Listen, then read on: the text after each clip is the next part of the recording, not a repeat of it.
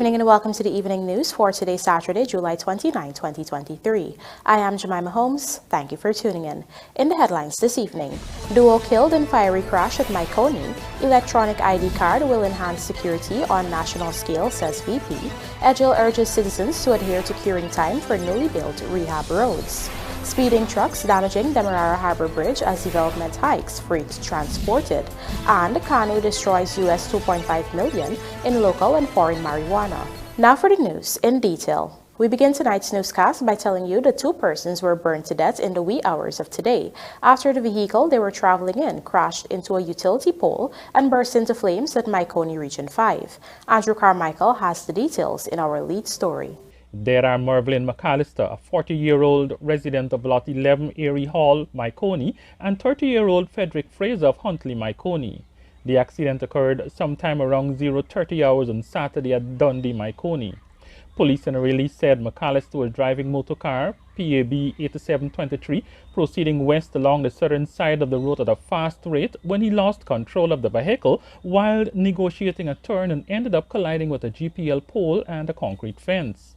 As a result of the collision, the vehicle burst into flames. The driver and occupant were both burnt to death beyond recognition. A fire tender from the MAHAICONY fire station responded to the scene. Both men were taken to the Miconi Public Hospital where they were pronounced dead, the police said. Residents in the community say the impact to the utility pole caused both telephone and electric wires to burst. A live wire went into the car and may have electrocuted the duo before igniting sparks, which led to the fire.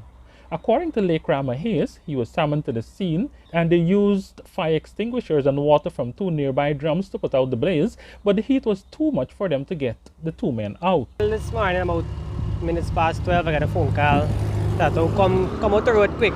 They call me, so I come out the road, I come and see smoke. So I come inside and see a car accident, land supposed to go down.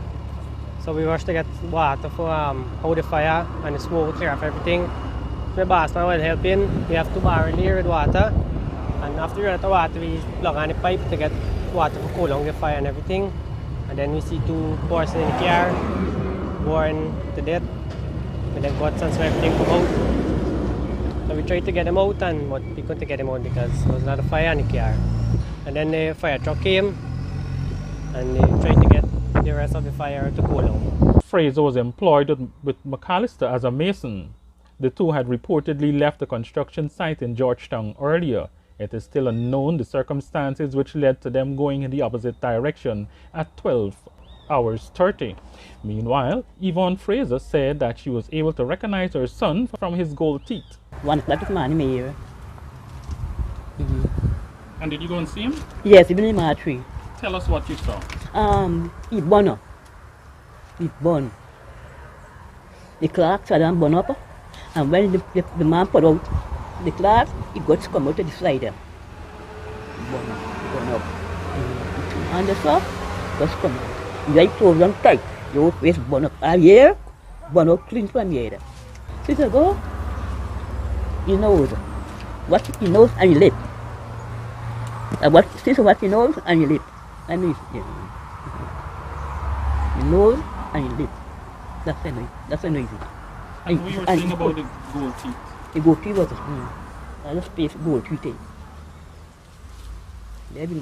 Police are awaiting on autopsies to be performed on the bodies as the investigation continues. For the evening news, Andrew Carmichael. The Customs Anti-Narcotics Unit this morning destroyed over 1,000 kilograms of local and foreign marijuana, which carried a street value of approximately US $2.5 million, equivalent to $500 million Guyana dollars. The destruction exercise, which was witnessed by Home Affairs Minister Robeson Ben, was carried out at the former Ministry of Housing tarmac on Homestretch Avenue in Georgetown.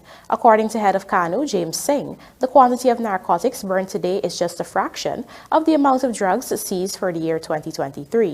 The cases for which the narcotics were kept as evidence have all been concluded in the magistrates' courts. Only recently, the Customs Anti-Narcotics Unit reported that between January and June 2023, it had seized approximately 677.40 kilograms of narcotics. This comprised 662.40 kilograms of cannabis, 14.80 kilograms of cocaine, 10 grams of hashish, and 90 grams of ecstasy.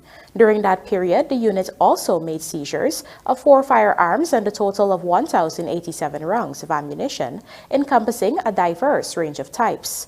Additionally, the unit handled a total of 30 cases and secured 27 convictions during the first half of this year. CANU said it has been placing great emphasis on the areas of demand reduction and institutional strengthening, collaborating with various agencies in this sector, conducting school drug prevention sensitizations throughout the country, as well as working on other projects that would facilitate the development of treatment and reintegration of recovering substance users. The unit has also boosted international cooperation by liaising with international and regional organizations, which significantly enhances the country's ability to combat the present drug situation. Rapid rate of development coupled with the infrastructure boom have put significant strain on the structural integrity of the age-old Demerara Harbor Bridge. This is further compounded by the increase in trucks, which are found to be speeding while traversing the bridge and causing it serious damage. Here is Rupasina with the details. Current weight limit of the bridge is 18 tons, but special crossings are accommodated for vehicles up to 24 tons, executed within a consistent speed at the center of the 2-lane floating structure. General Manager of the Demerara Harbor Bridge Corporation, Wayne Watson, on Friday explained to the Evening News that maintenance works are needed so that the bridge does not buckle under these circumstances. The Demerara Harbor Bridge Management would have written several companies in order to have their truck drivers comply with measures to safeguard the bridge. Only some have acknowledged this request. You have continuous loading, right, from 18 tons. Now, the problem with that, one will consider 18 tons so not to be much, but when you couple 18 tons with speed, right, that is what, in our opinion, management opinion, what is destroying the structure. We wrote several agencies and alerted them that the importance of the company's driver understand that, look, you need to appreciate what you're doing in terms of trying to keep the structure until the new bridge comes in. While you have some agencies are responding, some have totally ignored our letter. You have not have acknowledgement in terms of, yes, we receive it and we understand how you cooperate.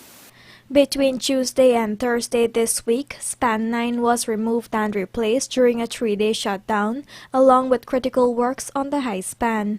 Having assessed that the bridge was poorly maintained a few years ago, Watson underscored that every endeavor has been made in repairing critical fragments. With the condition of the bridge, based on my assessment, the bridge was poorly maintained. And as a result of that, you still have several areas where you have enlarged highs on posts. What we intended to do, as we have the opportunity that is during the retraction schedules, we can do as much as one junction at a time. It has been observed that the number of vehicles transiting the Demerara Harbor Bridge crossing has also increased. When I came here, it was about average 16,000, with sometime between 16,000. Now we are seeing over 20, 25, depends, 20, 25,000. I'm talking about poor rating east to west, west to east. And the highest, one of the most alarming things that you wouldn't believe, Sunday is one of the highest. On our monthly assessment, most of the Sundays, the ISD or the highest average of vehicle transit in bridges falls on Sunday. This month, the Demerara Harbor Bridge clocked 44 years since it was commissioned. It was built to last only 20 years. Rupa Sinarain, The Evening News. As Guyana continues to undergo unprecedented transformation, government is moving ahead with the introduction of an electronic identification card that would contain biometric data of citizens and aid in enhancing security at a national level. Gerald Bryan joins us with more. During his recent press conference, Vice President Barry Jagdeo was asked about Chinese tech company Huawei. While in China on a state visit, President Dr. Irfan Ali met with Huawei top executives, and there is talk of an ICT campus being set up by the company in Guyana. Jagdeo explained that Huawei has had a presence in Guyana that preceded the president's visit, and in fact, it is spearheading the expansion of the Smart City program. Huawei has been here all along, and I guess they'll be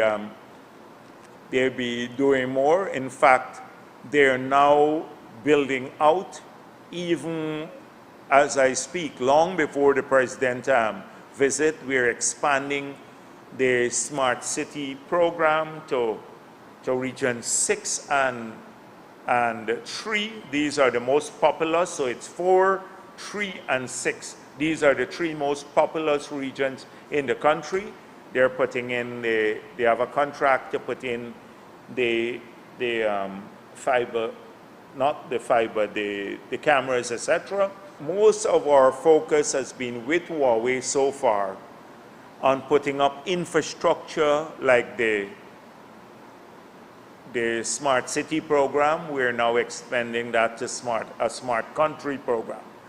So it will be more the cameras, the infrastructure, the fiber, the switching gear, all of that for domestic use. The Vice President also explained that the government is also moving ahead with its biometrics program. Next week will, in fact, see the second reading of a bill for the new e-data card for individual use. We're now moving parallel with that on the biometrics program. On the 3rd, you will have a piece of legislation tabled in Parliament to allow the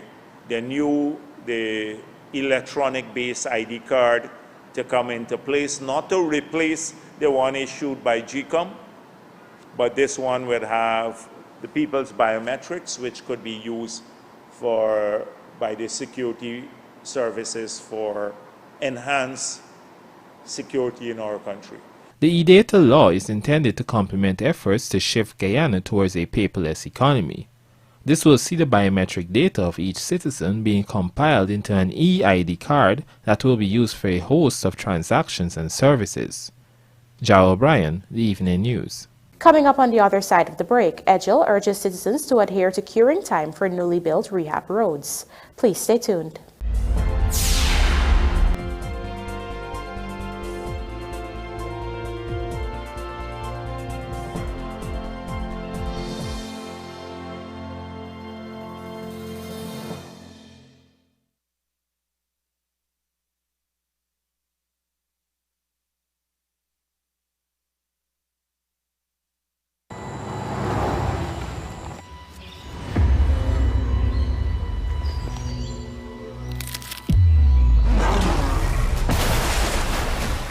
Look out.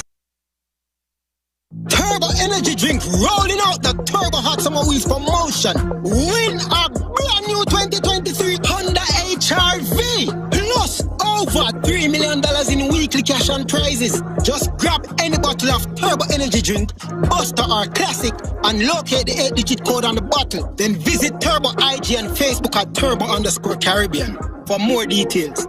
Conditions apply. Looking to bring your dream home to reality? Or simply taking on a home improvement project? Then National Hardware Limited is where you should start. Let us put that touch to your home.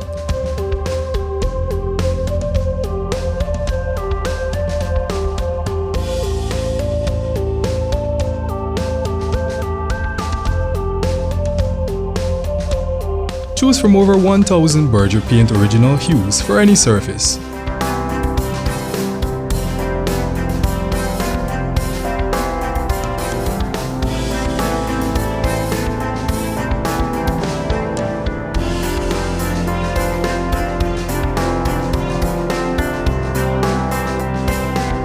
We are known for our trusted brands such as Westinghouse, Philips, Sadco, Rubbermaid, Pyrex, Gibson Home, and so much more. National Hardware Limited, your do-it-best store. Located in downtown Georgia. Did you know that when you leave your property unoccupied and unmanaged, it deteriorates much faster than you can imagine? Then before you know it, much of your hard-earned investment is wasted. At Hand in Hand Trust Corporation, property management is our business. Whether you travel for long periods, live overseas, or have several properties that require managing, let us at Hand in Hand Trust Corporation take care of this for you. Your property is safe with us. Hand in Hand Trust Corporation Incorporated, a member of the Hand in Hand Group of Companies.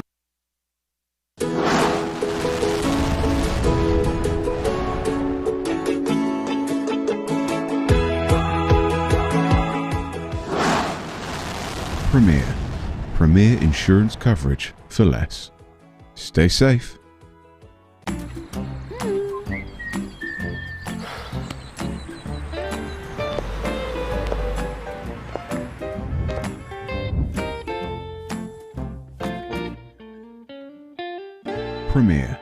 Premier insurance coverage for less. Stay safe.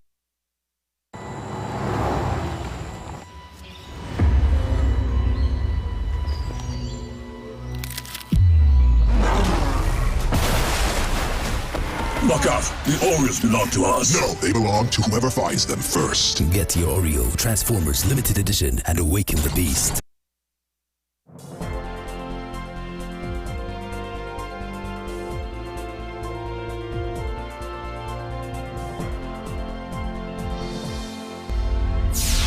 Welcome back. You're watching the Evening News. Public Works Minister EDGHILL is calling on residents to respect and adhere to the curing time set by engineers and ministry officials, especially for newly built concrete roads, which require a specific period to be fully cured and ready for use. Details in this report. Minister EDGHILL made this call after visiting a rehabilitated road at Republic Avenue in Betterfor-Wacting, East Coast Demerara, where residents' non-adherence to notices placed on a recently completed section of the road has resulted in the structural integrity of the road being threatened. The roads, identified earlier by residents for rehabilitation, are being reconstructed into rigid pavement concrete roads. The curing process, to allow for the setting of concrete, typically requires a specific period without the interference of road use. We want to appeal to all residents and users of the road while it is under construction to understand that every time we break through the barricade and we drive on the road, before it is completed or cured, you're incurring damages, it is going to incur costs to the contractor, and it's going to also delay the project. There must be a curing period. 14 days, sometimes we try to compromise depending on the weight of vehicles traversing, to 7 days. And this road had a barricade preventing people from using it. Minister EDGHILL explained that despite the placement of road barriers and issuance of several notices to residents barring any road use, they were continually ignored. As road projects continue countrywide, the Public Works Minister used the opportunity to further appeal to all affected residents to adhere to instructions given, reminding them of the long-term benefits that will ensue. We want to execute the projects. We want to bring the benefits to the people that they are requiring. We want to be able to get it done, but we just can't have people in a reckless, unreasonable way damage work, remove barricades and use structures. I've seen images of while the blinding was on and the BRC was rolled out, people were driving on it even before it was cast. We can't encourage that, and we want to ask people to desist from doing that. And for those of you in other communities, let's learn from the BV experience and understand once we're doing concrete roads in communities, we have to be patient until we get it done. Reporting for the Evening News, Vanu Manikchand. As the Georgetown Chamber of Commerce and Industry's National Small Business Week comes to an end today, a final seminar engaging business leaders urged the need for strategic collaboration between companies and all stakeholders to ensure collective success in Guyana's growing economy. Pooja Rambaran has the details. This seminar was one of the last activities on the event roster for the GCCI Small Business Week that aimed to aid growing businesses under the GCCI membership. Speaking at the seminar, Nicholas Degu, Director of Guyana Oil and Gas Support Services, noted the importance of listening, interpreting key information, and executing as key steps in advancing a business and maintaining collaborations. Yes, you have customers. Yes, you have employees. Yes, you have suppliers. You have financiers. You have general community. You have regulatory bodies and agencies. And to get your product or service out every day, you're going to have to collaborate. Every day. In every relationship, you're going to have to collaborate. To be a good leader, Degu stressed the need to also listen and collaborate with employees to maintain a healthy work environment. And you have to listen to the people who you're going to lead. And then you have to interpret what they're telling you. What is more important to them? How do you get the best out of them? And that's where the I in the interpret is going to come. And then the E in the execute means that you're going to have to figure out how do you create that work contract as well as work environment that gives them what they desire so that their productivity can be great. This mentality translates to relationships with banks, customers, and within the larger business community as well, Degu added. When you start to grow, don't be an isolated member of the community, because one of the best ways of getting your product and service out is word of mouth. And your engagement with the community creates advocates who will help promote your business, you. Pooja Rambaran for the Evening News. Final adjustments are being made to the Rose Hall Sugar Estate in Region 6 as the factory is being prepared to start producing sugar around mid-September. Rupasina Ryan reports. The Guyana Sugar Corporation on Saturday announced that all hands are on deck for the grinding of sugar to commence in less than 2 months at the Rose Hall facility.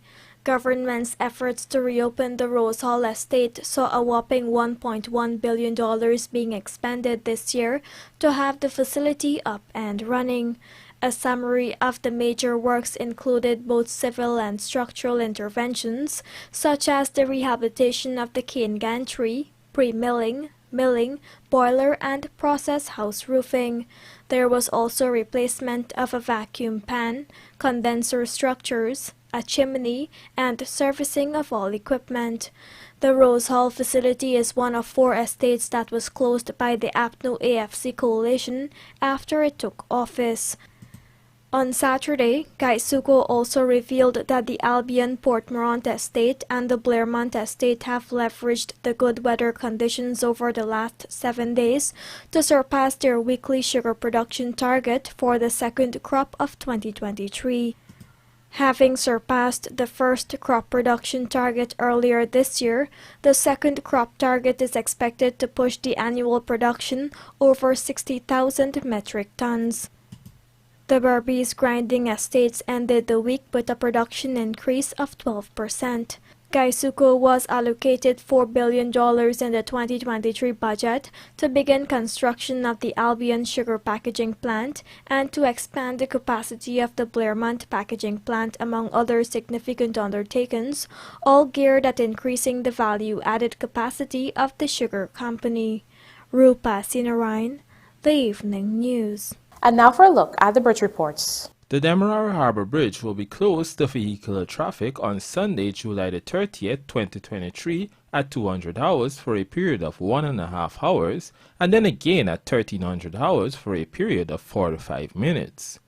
Meanwhile, the Berbice River Bridge is expected to be closed at 14:35 hours on Sunday, July the 30th, 2023, also for a period of 1.5 hours. And now the local stock exchange market compliments of Gassi.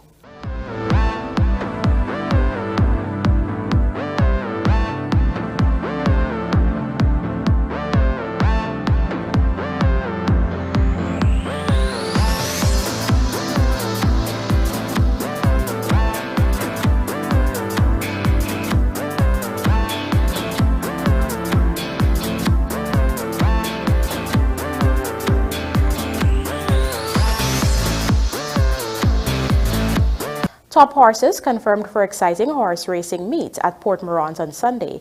This and more coming up in the Sportcast, sponsored by MacCorp.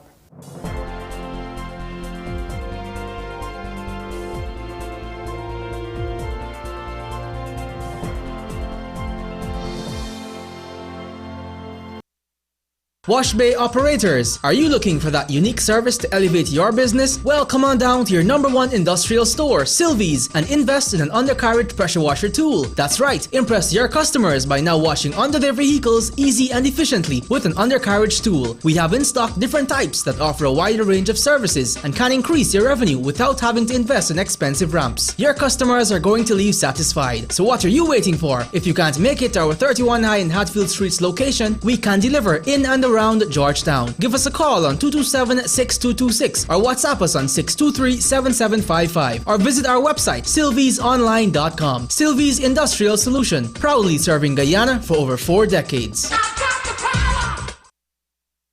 Turbo energy drink rolling out the Turbo Hot Summer Wheels promotion. Win a brand new 2023 Honda HR-V plus over $3 million in weekly cash and prizes. Just grab any bottle of Turbo energy drink, Buster or Classic, and locate the 8-digit code on the bottle. Then visit Turbo IG and Facebook at Turbo_Caribbean for more details. Conditions apply. Superbet, your best bet. Win with Superbet. With many products to choose from, winning can be endless. Visit an agent near you or www.superbet.gy to play your favorite games. Must be 18 years and older. Terms and conditions apply. Play responsibly.